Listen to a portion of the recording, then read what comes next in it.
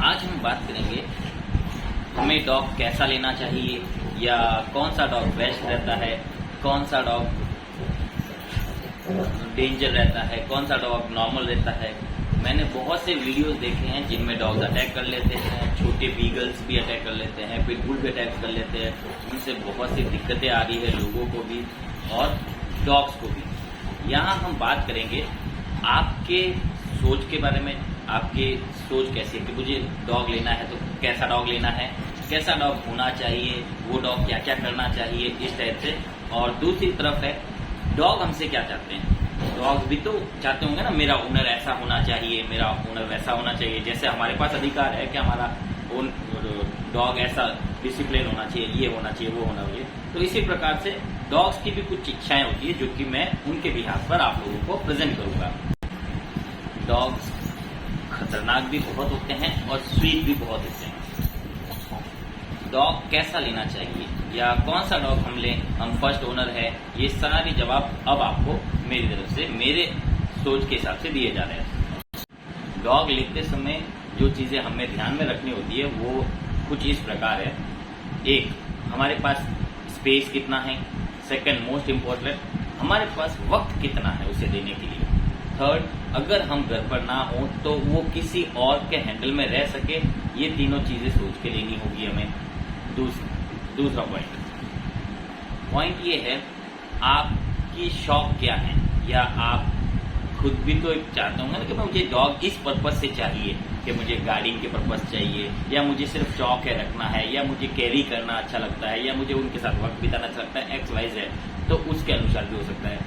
जो नए शौकीन होते हैं उन्हें एक्चुअली स्मॉल ब्रीड रखनी चाहिए, क्योंकि स्मॉल ब्रीड रखने से ये होता है कि अगर बाय द वे जब अपन उसे साल भर का करें, और हो सके बहुत से घरों में ऐसी प्रॉब्लम आ जाती है लेने के बाद कि वो उसे रख नहीं पा रहे होते हैं, कोई फैमिली प्रॉब्लम की वजह से, या उसके लैट्रिन बाथरूम की वजह से, किसी की आदत की वजह से, इस टाइप से, या कोई बाइट वाइट करने लग जाते हैं इस टाइप से, या अड़ोस पड़ोस के कोलानी की वजह से, या एक्सेट्रा एक्सेट्रा एक्सेट्रा पॉइंट्स खूब है।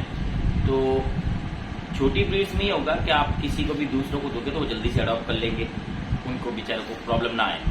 और दूसरा, स्मॉल ब्रीड ज्यादा डेंजर ब्रीड नहीं होती है, वो कैरी करने में आसान रहती है, उसे यहाँ वहां ले जाया भी जा सकता है, और उसे मिनिमम से मिनिमम फूड पर भी रखा जा सकता है, लो मेंटेनेंस कह सकते हैं। बड़ी ब्रीड्स में ये चीजें बिल्कुल विपरीत है। खाना भी ज्यादा चाहिएगा, इधर उधर जाएगा भी बहुत ज्यादा, बदमाशी भी बहुत ज्यादा करेगा, जिसे शैतानी बोलते हैं, जो प्यार में करते हैं डॉग। सब डॉग डेंजर नहीं होते। हाँ, ये कह सकते हैं फैमिली के लिए तो कोई भी डॉग डेंजर नहीं होगा। कोई से एक आधे डॉग उनकी मिसबिहेवियर होती है, वो कभी कभार हो जाता है, जैसे हम भी कभी गुस्से में आके कभी पेरेंट्स को कुछ बोल भी देते हैं, वो उस टाइप से हो जाता होगा। लेकिन वो उस चीज को भी रियलाइज कर लेते हैं और पनिशमेंट की तरह नीचे सर डाल के, जो जिन के पास ऑलरेडी डॉग है और उन्होंने बदमाशी की है, उन सबको मेरी भावनाएं पता चल गई होगी, वो डॉग्स कैसा करते हैं, क्या रिएक्शन आता है। दूसरा, डॉग जैसे हम सोचते हैं कि डॉग ऐसा होना चाहिए, वैसा होना चाहिए, वैसे डॉग्स भी सोचते हैं हमारे ओनर कैसे होने चाहिए। एक्चुअली डॉग्स को ये चाहिए कि डॉग्स के साथ उनके टाइम बिताएं ओनर्स। ऐसा नहीं है कि पूरा दिन बिताएं, या आधा दिन, या 5 घंटे 4 घंटे, ऐसा कुछ नहीं है। आप उनके पास मात्र पूरे दिन में 2 घंटे भी जाएंगे, यानी 24 आवर्स में 2 घंटे भी उनसे मुलाकात करोगे, लेकिन वो मुलाकात उनकी टाइप की होनी चाहिए, तो उनके लिए इनफ है। आप लोगों को क्या है, जब भी जैसे सबके डॉग्स ऐसे करते होंगे, जैसे ही हम घर आते हैं तो बहुत ज्यादा ओवर एक्साइटेड हो जाते हैं, कूदते हैं, नाचते हैं, उछलते हैं, चाटने लग जाते हैं, बहुत बदमाशी करने लग जाते हैं, शैतान हो जाते हैं। उसका रीजन यही है कि उसे इतने टाइम में आपकी कमी थी वो अब पूरी कर रहा है, तो ये कमी कभी हो ही ना। इसके लिए हमें क्या करना चाहिए, डॉग को एक वॉक देनी चाहिए दिन में, चाहे तो वो मॉर्निंग वॉक दें, इवनिंग वॉक दें, नाइट वॉक दें, वो आपके टाइम के अनुसार आप आराम से सेट कर लें। वॉक ऐसी होनी चाहिए जिसमें उसकी बॉडी पूरी तरह से टायर्ड हो जाए, इसीलिए एक वॉक का बोला मैंने। टाइम की वजह से निकाल पाते भी हैं, बहुत से लोग टाइम निकाल पाते हैं, बहुत से नहीं भी निकाल पाते हैं, लेकिन एटलीस्ट एक वॉक तो सबको देनी चाहिए। वॉक ऐसी होनी चाहिए जिसकी उसकी बॉडी पूरी रिलैक्स हो जाए, थक जाए, उसके डॉग की ब्रीड के अनुसार वो वॉक होती है। दूसरा, जब आप डॉग कुछ भी छोटा या बड़ा कोई भी ऐसी गलती करे जो आपको ना पसंद हो, या उसकी वो चीज अच्छी नहीं है सोसाइटी के लिए या किसी भी लिए या घर के लिए, तो आप उसे पनिश जरूर करें। पनिश में जैसे अपन छोटे बच्चों को थप्पड़ मारते थे या डांटते थे, उस टाइप से आप उनके साथ व्यवहार करें।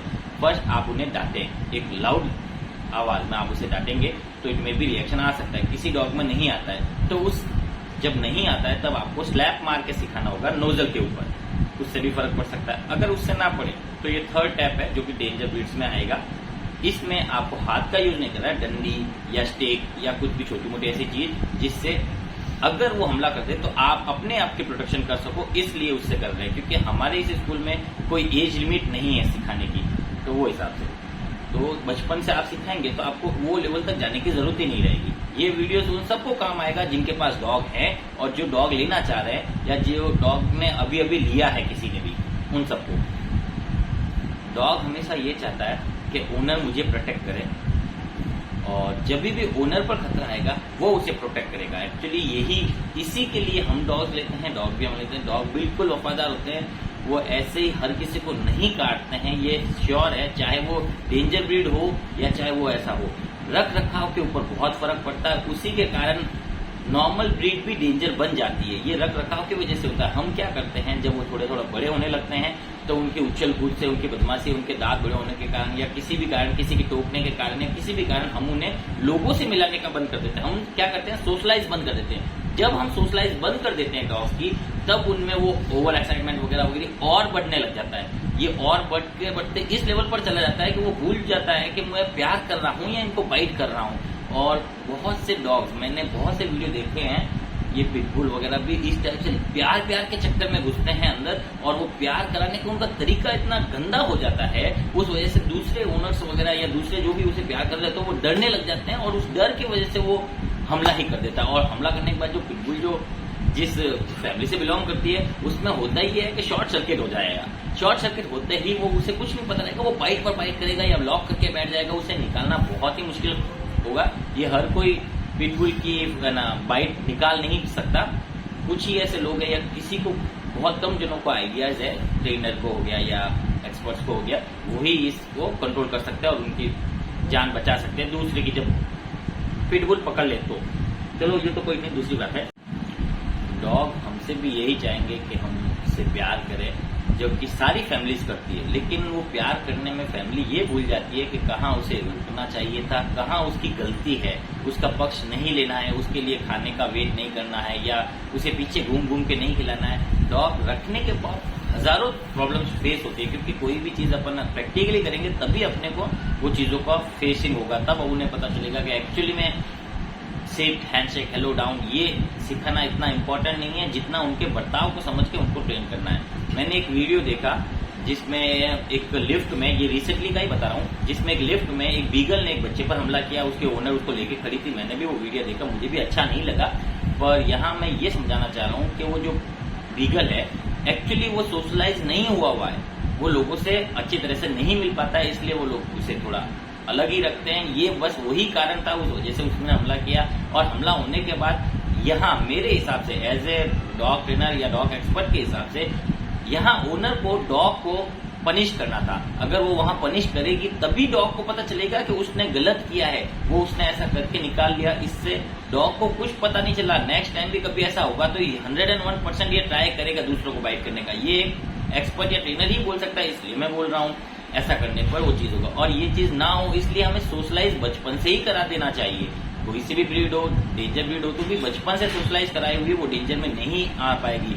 मेरे पास मैंने जब पहला खुद ने डॉग लिया था जो कि एक रॉटवीलर फीमेल थी, और आप यकीन माने मुझे भी बहुत से व्यूमर्स बताए रहे ऐसा हाँ वैसा है, रॉटवीलर ऐसा होता है, खा जाता है, ये करता है, वो करता है। लेकिन जब मैंने उसके साथ रहा, मैं उसका बर्ताव को समझा, मैं ये जान पाया कि ऐसा कुछ नहीं होता है।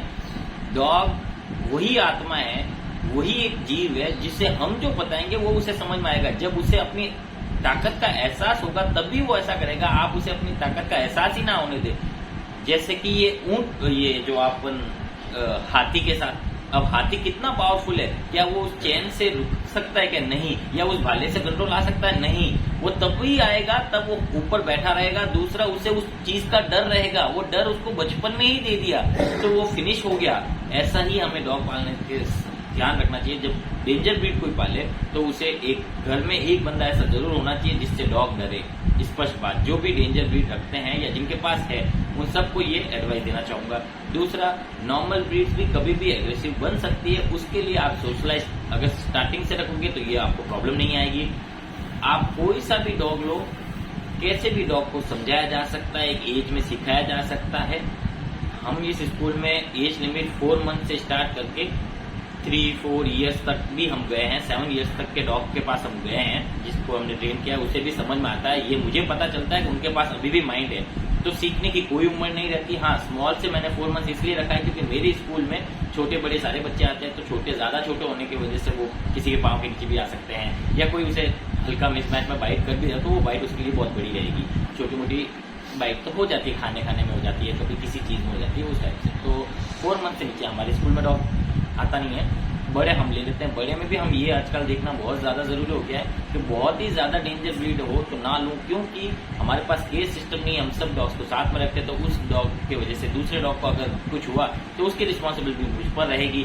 ओनर्स तो सभी के, जितने भी ओनर्स हमारे पास आते हैं सभी के ये बच्चे हैं। हाँ, मैं जानता हूँ आपके पास जो डॉग्स हैं वो भी आप ही के बच्चे हैं, और हम भी उसे उन्हीं का अच्छा समझते हैं। आप मुझे कभी भी कमेंट्स में बता सकते हैं, या कभी मुझसे कमेंट में पूछ सकते हैं कि मैं किस ऐसे ऑप्शन पर वीडियो बनाऊं जो आपको अच्छा लगे, या आप मुझे ये पूछ सकते हैं कि आप अपने डॉग को कैसा रखना चाह रहे हैं, तो उसकी कमेंट्स में मैं आपको एक वीडियो नया बना दूंगा कि आप क्या करने पर आपके डॉग में वो सुधार आ सकता है। जो भी जैसी भी प्रक्रिया उसके बर्ताव को लेकर है, बिहेवियर से लेके जो भी प्रॉब्लम आप मुझे कमेंट्स में पूछेंगे, मैं उसका एक नया वीडियो बना दूंगा। इस वीडियो को ज्यादा से ज्यादा शेयर करो कि मैं चाहता हूं डॉग से प्रति भी लोगों को पता चले कि डॉग में भी वही आत्मा है जो हम में है। उनकी बातें समझें आप, वो बोल नहीं सकते लेकिन वो समझाना जानते हैं, बस कुछ इशारे होते हैं वो ओनर्स को समझने होते हैं, जो कि लव समझा देता है।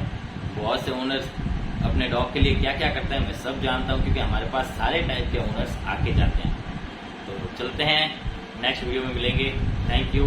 इस वीडियो को जरूर लाइक करें, शेयर करें, और जितने से ज्यादा लोगों के पास ये वीडियो पहुंचेगा उससे मुझे ये पता रहेगा कि हाँ, अब मैं भी डॉग्स के बिहाफ पर कुछ बोल सकूंगा। जिस टाइप से अब हो रहा है उस टाइप से तो ऐसा लगता है कि अब जैसे सोसाइटी बन रही है वहाँ डॉग बिल्कुल खत्म होते जा रहे हैं, और अब जो रख रहे हैं उनमें ये प्रॉब्लम आ रही है जो कि वीडियो में देख पा रहे हैं अपन, बाइट का ये वो, तो बेचारों का घर छिन जाएगा। तो मैं चाहता हूँ कि सही इंफॉर्मेशन रहे, तो हो सकता है सब लोग अपने प्रोटेक्शन के लिए रख सके और उन्हें भी अच्छा प्यार मिल सके।